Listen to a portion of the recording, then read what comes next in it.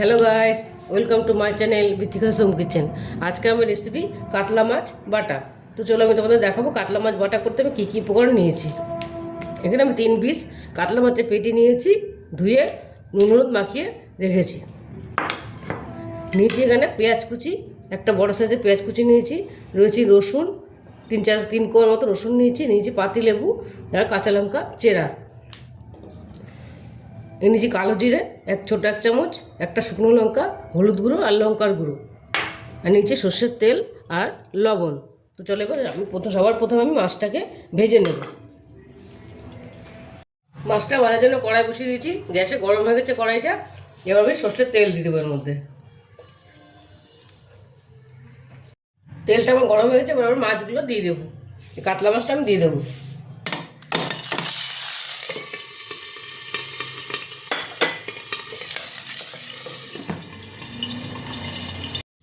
মাছগুলো আমি লাল লাল করে ভেজে নেব, একটু কড়া করেই ভাজবো মাছটা। মাছগুলো আমি লাল লাল করে ভেজে নিয়েছি, এবার মাছগুলো আমি সব কাটা ছাড়িয়ে নেব, যেহেতু আমি বাটবো কাটাগুলো ছাড়িয়ে নেব। আর এই তেলে আমি দিয়ে দেবো একটা শুকনো লঙ্কা, শুকনোটা ভেজে আমি তুলে রাখবো, এটা আমি গুঁড়ো করে দেবো লাস্টে। লঙ্কাটা ভেজে তুলে নিয়েছি, এবার দিয়ে দেবো কালো জিরাটা। কালো জিরাটা একটু ভাজা ভাজা হলে আমি দিয়ে দেবো পেঁয়াজটা।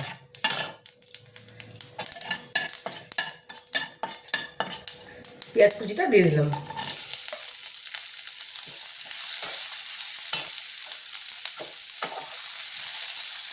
দিয়ে দেবো রসুনটা। এটা একটু ভাজা ভাজা হলে আমি কাঁচা লঙ্কাটা দেবো। পেঁয়াজটা আমার হালকা লাল ভাজা হয়ে গেছে, এবার আমি কাঁচা লঙ্কাটা দিয়ে দেবো।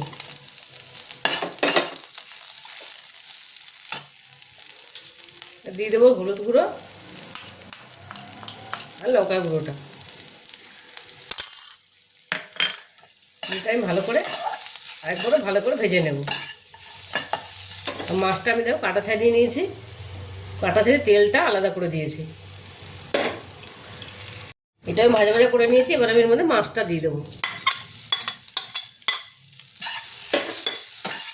এই কাতলা মাছ বাটাটা অসম্ভব ভালো লাগে খেতে, গরম ভাতে ভীষণ ভালো লাগে।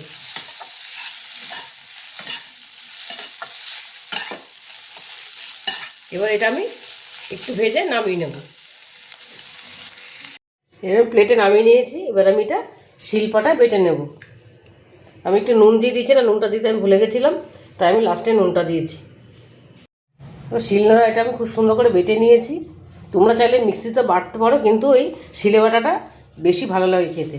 এবার শুকনো লঙ্কাটা গুঁড়ো করে রেখেছিলাম, এটা আমি দিয়ে দেবো।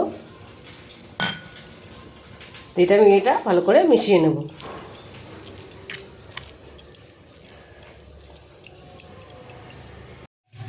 কাতলা মাছ বাটাটা আমি প্লেটিং করে নিয়েছি।